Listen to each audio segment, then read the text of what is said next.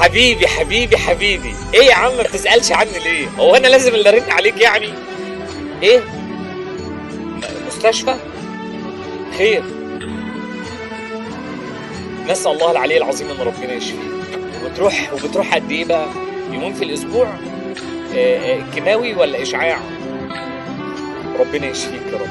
طب اسمع بقى، نسأل الله العلي العظيم ان ربنا يا رب يشفيك شفاء لا يغادر سقما. والله العظيم انا متأكد ان ربنا بيحبك، والاختبار ده على قد ما هو صعب لكن ربنا بيختبر عباده الصالحين، وانا متأكد ان انت هتقوم منه لان اليقين اللي عندك بربنا كبير قوي. متأكد انك هتدعي له وتقول له يا رب نجيني يا رب، قومني يا رب، وان انت هتنجح في الاختبارين. الاول انك تكون راضي، والتاني انك تبقى طمعان ان ربنا يقومك منه. عشان كده اوعى تيأس ابدا، ادعي ربنا في كل لحظه. والله العظيم والله اللي ربنا يخرجك منها سالم غانم.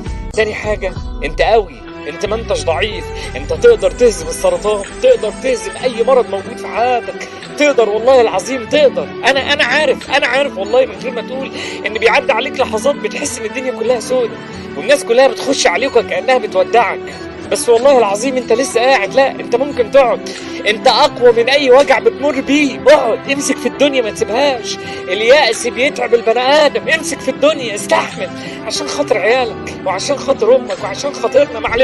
معلش انا عارف ان الوجع صعب، انا عارف ان الالم ما يستحملوش حد، بس انت اقوى من اقوى الم موجود في حياتك، انت اقوى من اقوى الم موجود في حياتك. والله العظيم انا متأكد انك هتقوم. واخيرا انت يا ابني بطل، والله اقسم بالله انت بطل وكلنا بنتعلم منك. انت بطل قدام مليون واحد مش عاجبهم حياتهم كل يوم وهم ما بيشوفوش ربع اللي انت بتشوفه. انت بطل عشان الوجع اللي بيعدي بيك ياه اضعاف الوجع اللي خلى الناس تقعد في بيوتها وما تتحركش، اللي خلى الناس تسيب الحياة وتمشي، اللي خلى الناس ما تكملش. احنا فخورين بيك، فخورين بكل ليلة بتعدي بيها وانت تعبان وانت مستحمل، فخورين بكل وجع بتقف قدامه، فخورين بكل يوم في اختبار انت بتنجح فيه. انت بطل وغصب عن الكوكب ده كله انت بطل.